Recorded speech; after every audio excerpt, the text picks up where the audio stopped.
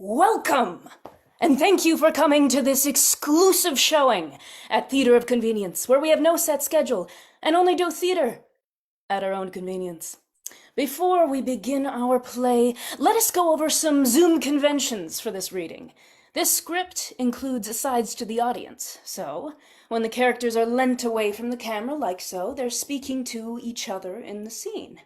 But when they go for a close-up, that means they're speaking directly to you, the audience, and no one else. Capiche? Now, before we begin our play, let's meet our cast of characters. First up, we have Detective Shorthair, a gruff but honorable ex-detective with long hair. Then there's George, a plucky young journalist looking for her big break. Next up is Klaus, another detective who used to be Shorthair's partner. Then, of course, Marco, Shorthair's lover, resourceful, clever, with great hair. And we couldn't forget about our regulars at the bar. Jackalope, our bartender, a jack of all trades and morally gray multitasker. Catalina, a cat burglar and femme fatale who likes to lounge on top of pianos. And finally, Lucy Goose, an awkward duckling desperate for friends. She would talk a lot if you let her. Set in a world where film noir is the national aesthetic, cigar smoke reigns supreme, and there's a new crime around every corner. This Christmas Eve, there's one criminal no one can ignore. Without further ado, we bring you a cast reading of The Red Claw, a Christmas noir parody by M.K. Wessel. Prologue, a stormy night. In an alley, a silhouetted figure places a lobster claw on the ground. Enter Marco. I knew it. It was you all along. So, Marco, you found me out. When I tell Shorthair about this, you'll go to jail for a long time. Maybe, but first, you look like you could use a haircut. How about I take a little off the top? What do you mean? I just had it styled. Oh, wait, you mean... No! No! The figure slashes at Marco with a lobster claw. Thunder and blackout. Chapter 1. An atmospheric noir bar. Scant Christmas decor, not too cheery. Jackalope, Lucy Goose, and Catalina are scattered around the room. Detective sits further off, drinking eggnog heavily. It was late one Christmas Eve at the only bar open, the Molting Falcon. It was 9:30. I'd already charmed half the men in the room, but he wasn't moved. I told him about my dead partridge, but he didn't even care.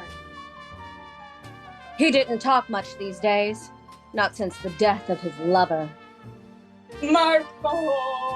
They all look at the portrait of Marco, an old oil painting that looks nothing like the actor. He quit his job as a detective, really let himself go. Wouldn't even cut his hair. I heard his dead lover used to cut his hair. He doesn't let anybody close enough to touch it. I once walked too close to him and he punched me in the face. Always shrouded in mystery, that man. Shrouded in smoke from his cigars. It'd been 6 months since I lost him. And then, at 9:45 p.m., she strolled in like she owned the joint. Enter George, looking around uncomfortably. She approaches Lucy Goose. I'm looking for a certain detective. Seen him? Did you just ask me a question? She asked me a question. She actually noticed me. Maybe we can be best friends. Oh, she's walking away. Her hair was brown and sleek like a hamster's, and she seemed to glide into the molting falcon like a falcon. I heard her asking for me and quickly hid behind my largest cigar. But she noticed me anyway. As she approached, all milk and honey in that silky dress, countless thoughts went through my mind, more than I could count, maybe 5. But the main one was, what's a dame like that doing in a dive like this? George approaches Detective, ungracefully. Detective clutches his bottle. I'd offer to buy you a drink, but it looks like you're all set. What's a dame like you doing in a dive like this? I'm a journalist. And I'm a drunk. Merry Christmas. He thought he was tough, but I saw right through that hairy exterior. She tried to look confident, but I could tell by the nervous twitch in her jaw, the nervous tapping of her fingers, that she was feeling nervous. Or maybe she was just itching to play the piano. I was distracted by the piano in the corner. She stared off into space for a moment, so I watched Lucy Goose choke on an olive. Fine. I hear you're the greatest detective in the biz. Thought you could help me out. Yeah, well, you heard wrong. I retired 6 months ago. I didn't bring it up because of the pain in his eyes, but I knew his lover died 6 months ago. 6 months ago, I lost my appendix. I got it removed. Wait. There's a far better man for the job anyway. My old partner, Klaus. 10 times the detective I ever was and solved at least 10 cases. That may be, but I don't know who I can trust. There's a murderer on the loose. They call him the Red Claw. I could tell that got his attention. That got my attention. I heard of him, but sorry, kid, I told you. I don't work no more. Detective starts to leave, but George's next words make him pause with one hand on the door. I think my life is in danger, Detective. I found a lobster claw on my front porch this morning. Sounds like you've been sticking your nose where it don't belong. Stop journaling about crime and go back to the fashion column. He must have been a fan of mine for some time to know I used to write for the fashion column. All women like fashion, don't they? I can't just forget what I know, Detective Shorthair. Don't call me that. Not anymore. Please, Detective, you're the only one I trust. And why's that? He stared me down with a fierceness I had only ever seen in nature documentaries about territorial gorillas. I could tell what she was about to say would change my life for good. Or not good. It was Red Claw who killed your lover.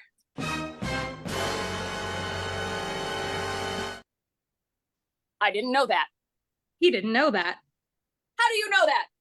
The Red Claw murders didn't start until 6 months ago. Approximately. No, exactly. They started the night Marco died. Detective sprints over to the Marco portrait. Marco! The portrait echoes back, Polo.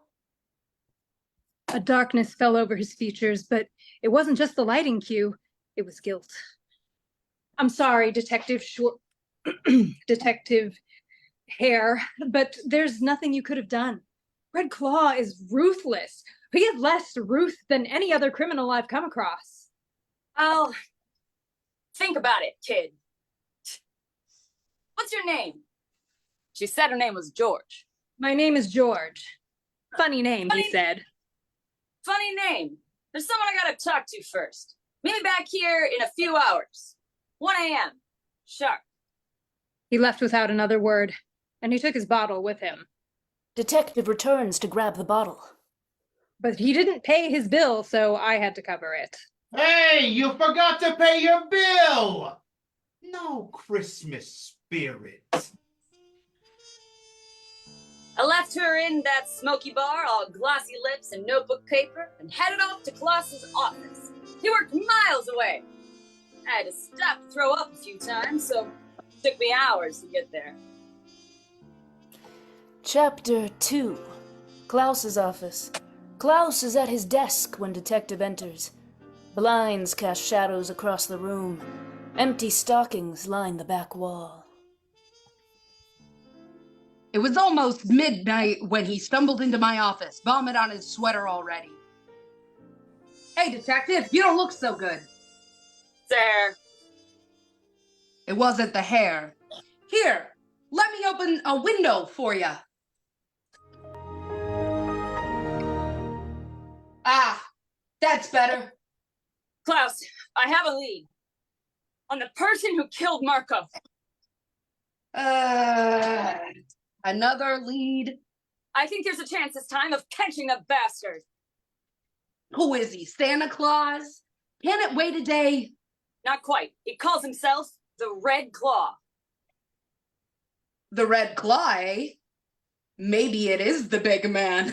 Are you gonna help me out or not? Don't do this, buddy. Leave it with me. I'll look into it. You're too fragile to work right now. I can't walk away from this.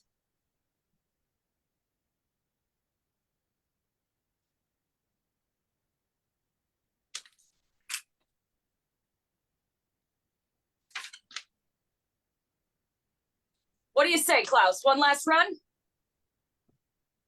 Not this time, pal. I won't help you destroy yourself. Out the window we see Santa's sleigh pass by with a distant ho, ho, ho. Neither react. Detective turns and heads back out into the street. I could feel the truth in his words, that he was truly looking out for me. But truthfully, still hurt when he turned his back. Maybe he was right, that I wouldn't find what I was looking for, but I had to jolly well try. Not just for myself. George. There's something about her. Something in her eyes that reminded me of him.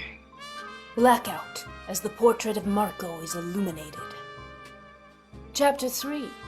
George back at the bar. Lucy sits awkwardly nearby. Cat lounges on the piano. Jack cleans glasses while counting money. Whoa. You new here? It was 1:19 a.m. and he still hadn't arrived. I was starting to worry that, just like Santa Claus all those years, he wouldn't show. I tried to talk to the new girl, but I don't think he likes me. Enter Detective. Just then, he burst through the doors, and if it weren't for the long, scraggly hair, I wouldn't have recognized the confident man before me. He didn't like me either. There she was, sat at the bar like a bowl of fruit. Still life. He strode over like a proud lion, showing off that mane of unwashed, greasy hair. I knew I was, 19 minutes late, and I wondered how much longer she'd have waited. She was a curiosity to me. Curious. Curious George. They just stared at each other a while, so I thought I should go. Lucy tries to exit, but has trouble finding the door. Look who finally showed up. I didn't want him to think I'd been worried. And just in time to talk to you, Lucy Goosey. Lucy stops in her tracks. Did you just say my name? I didn't think anyone knew my name. You've been coming here for about, 6 months, haven't you, Lucy? Yeah, the appendix thing really hit me hard. Mm-hmm. And tell me, Lucy, what do you think of seafood? It's wet? I decided to go along with the bluff. Wet. Like blood? Oh, God. I mean, yeah, I guess so. Blood is wet. You like blood, do ya? I knew it couldn't be her, but I thought she might know something. If anyone was loose-lipped around here, it was Lucy Goose. I wouldn't say I like it. I mean, I guess it's pretty vital for us to live, so I guess in a way I do like it. Don't play dumb with me, Luce. I know you're the Red Claw. I think he likes me. Where were you yesterday morning around 6 a.m.? Perhaps leaving a severed lobster claw on my porch? Christmas came a little early. Yeah, so I'm actually allergic to shellfish, so I don't think that was... Oh, yeah. Can you prove it? Well, if you get me a lobster, I could rub it on my face and... This is a waste of time. She's obviously not the Red Claw. You're right. The Red Claw would have to be a lot smarter. There must be someone else. His eyelashes fluttered like butterflies when he blinked. I could see there was a darkness inside him that scared, but also thrilled me. His coat billowed in the stagnant air of the bar, and I watched him as he pirouetted toward the piano in the corner. Catalina, the cat burglar. Chapter 4. Catalina on the piano. Detective approaches. The moment I caught sight of her on that piano, I knew she was a gal to ask. All sultry and sly on the keys, smirking like a cat that caught the canary. I knew he couldn't resist me for long. It was 2 a.m. by the time he caught my eye. The feline felon and the troubled detective. We were drawn together like magnets on a fridge. Hello, Catalina. My detective, I'm positively dying to know what you're up to this time. I knew she was trouble when she began making cat puns. I was hoping you could help me out with a little problem.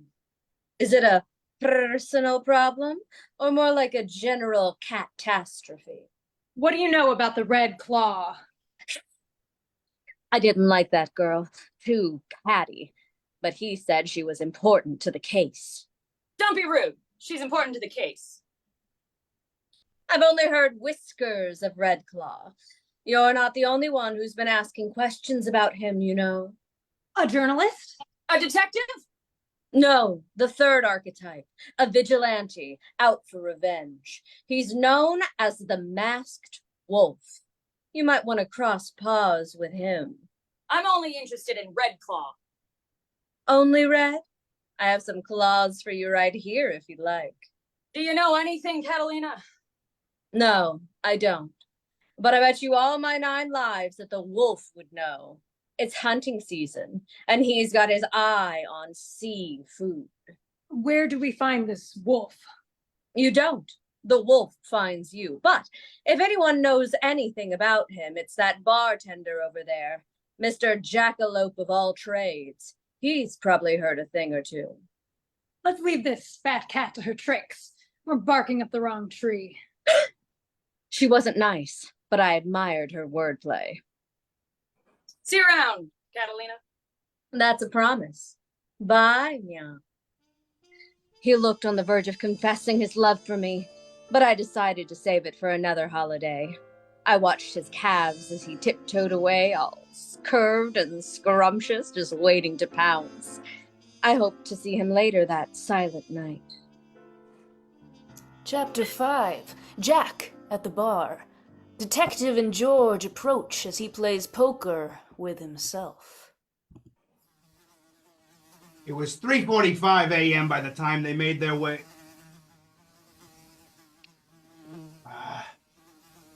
By the time they made their way over to me at the bar. It had been a while since I'd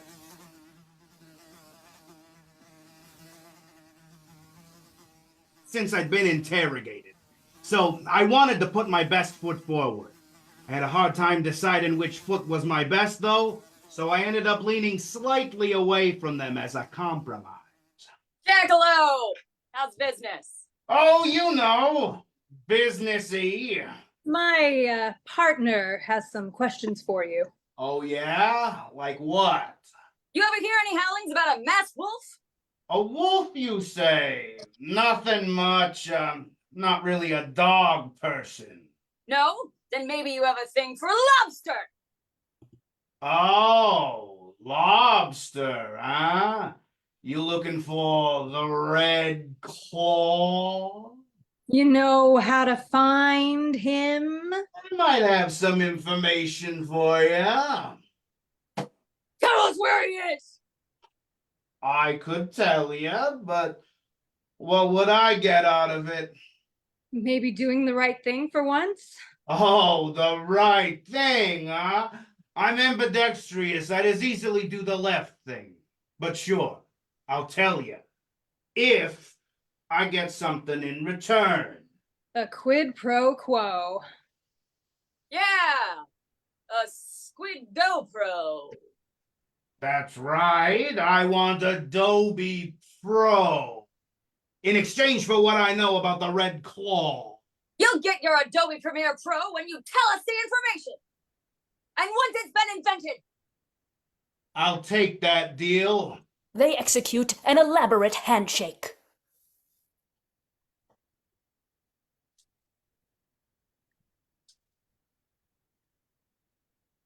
So, the thing about the Red Claw is that he's always buying lobsters to leave at the scenes of his crimes as a sort of calling card. Huh?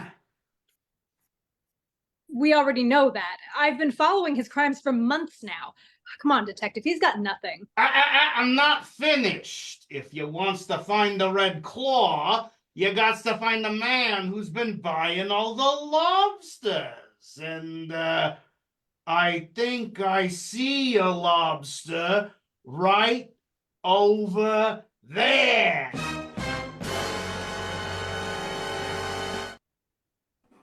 They turned to look at the man with the lobster, expecting to find some rugged ruffian, a stranger they could lock away without any qualms.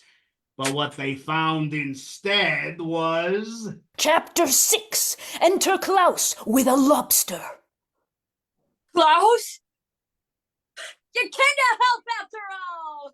He tries to hug Klaus, but George stops him. Detective, I don't think he's here to help. Look at what he's holding. Oh, anyone can enjoy lobster on Christmas, George, not just criminals. But detective, it's missing one claw, just like... The claw I left on your front porch yesterday. Oh, George, you should have heeded my warning. Klaus, I don't understand. Why do you have an accent? You didn't have an accent before. I'm sorry, comrade. I never wanted it to end this way. Attention, fellow bar folk. I would suggest running. He didn't have to tell me twice. It was already 5:15 a.m., and I was tired. I always thought that he was fishy. I don't know what's happening, but my lips are swelling. No, you can't be. Red Claw killed my... Yes, sorry about that, but Marco found out what I was doing, so I had to get rid of him. No! Yes, and here's a speech to prove it.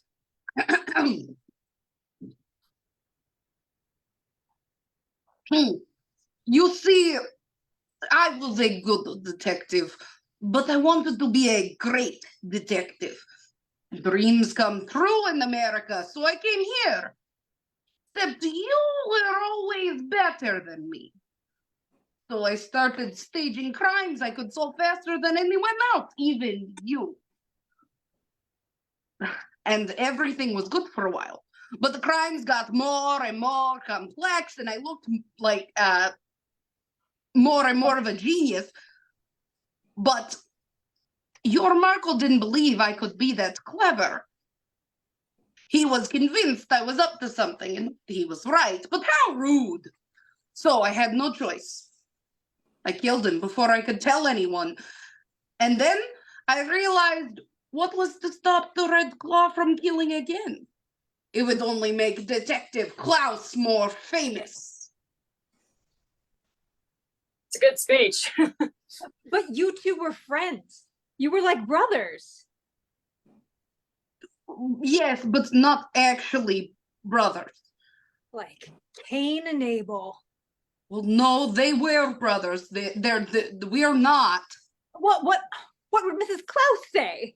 Leave my mother out of this. Wait, I don't believe it. You wouldn't do this. No, you thought you knew me all along, but I was the Red Klaus.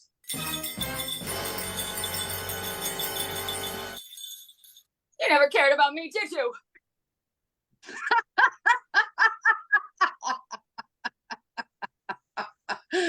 No, I didn't. Well, you know what? You shouldn't have read me that speech, because now I'm gonna put you in the naughty list. Not in a weird way. Oh, really? You think you can stop me? What do you think, Jackalope? Enter Jack, who reappears suddenly like a magician. He ties them up with a single loop of tinsel. Sorry, fellas, he's got my hands tied. So now I've got your hands tied. He offered me 5 Adobe Pros. What's the guy to do? Come on, Jack, you don't gotta do this. Please, Jack, it's Christmas. Hey, what can I say? I don't get holidays off. Jack finishes tying them up back to back and leaves. useful to have a jack of all trades on one side. He has set up a lovely bomb to explode in 1 minute. I'll just leave this here. My calling card, you understand. I'll save the head for last. Season's greetings, comrade. Klaus, wait! Say hi to Marco for me. You bastard! Bastard! Chapter 7. George and Detective alone. You won't get away with this. Come on, these knots can't be that strong. Help me out here. Detective? Detective! He's a jackalope of all trades. He can do it all. We can't get out. Well, maybe the bombs died. Were you even listening? We're done. Finished. Kaput. We had a good run, kid. No, this can't be the end. I was gonna make my big break in the papes. Be a real journalist, not just some kid who writes about fashion trends. And I was so close. I mean, we really solved a case. A huge case. I was gonna cut my hair. What? Before I went by Detective Shorthair. Because Marco, he always used to cut my hair. It was our little ritual. You could say, but since he passed, I haven't touched it. Like I've been waiting for something to change, and then I met you. And I wanted to work again. I wanted to be a detective. I wanted to be Detective Shorthair. But now, I guess I'll never. Enter a man in a wolf mask. He gives a short howl. Who goes there? Shorthair, it's me. Marco lifts up the mask and points between himself and the Marco portrait. They look nothing alike. Is it really you, Marco? Oh, look. I've decommissioned the bomb. But how are you alive? And you're the masked wolf? No! I had to fake my own death after Red Claw attacked me. He left me bleeding out from a gash in my face, not thinking I'd survive. But I plucked my own hair from my scalp and sewed it back up. You always were good with hair. I survived, but was horribly disfigured. I went into hiding to save you from the same fate. Oh, that's great, but you need to untie us now. Red Claw is getting away. I know. I must stop him this time. To save you, mi amor. And I can't have you following me. No, you can't face him alone. I can help. It's for your own good, Shorthair. Don't leave me! Not again! Feliz Navidad. He's gonna get himself killed. There must be a way to escape. I don't know. Short hair, think. I tried to be logical, but it was difficult with all the plot twists. I could feel George struggling behind me and knew that Marco was out there, alone against Red Claw. And then suddenly, I saw the lobster claw on the counter and had an epiphany. Quick! We can cut ourselves free with the claw he left. That stupid lobster didn't think this would come in handy. They shimmy against the claw to free themselves. Oh, come on, we have to find them. But dread was already seeping into my bones. I didn't want to believe we might be too late. Chapter 8. Out on the street. Detective and George stagger around. It's windy, dark, and snowing. Distant carolers sing. Where did they go? No, it can't be. What is it? Short hair, tell me. There! I finally looked where he was pointing and I saw it. The head of a lobster. The Red Claw's calling card. We're too late. Not yet. There's no body. Well, where are they? I had an idea. Marco!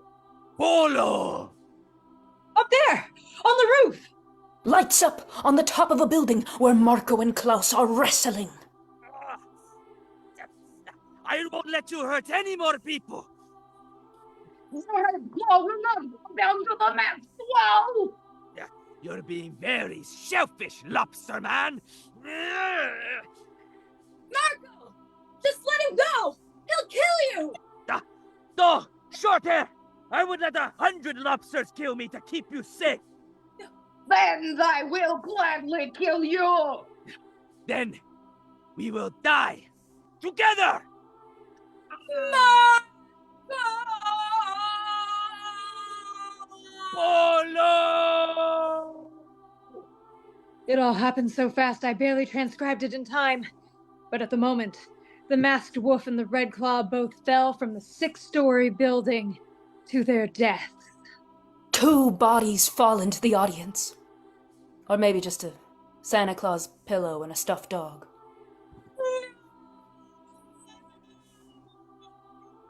The wolf sacrificed himself to keep his lover safe.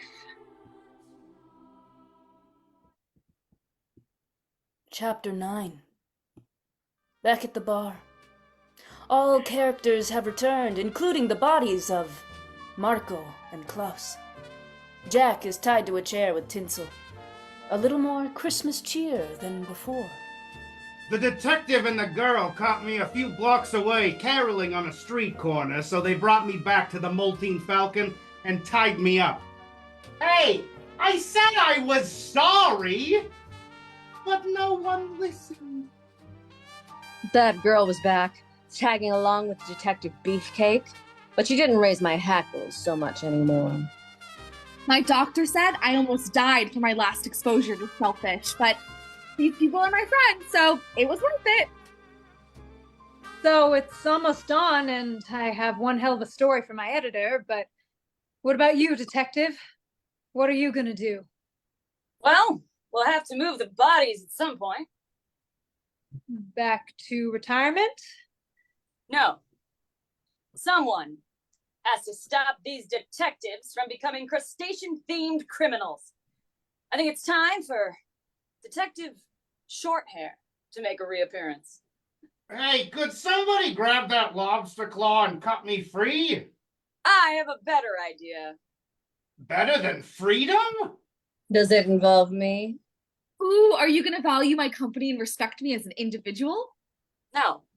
Okay. The detective picks up the lobster claw and holds it out to George. Would you? Detective Shorthair, it would be my honor. He presents his hair.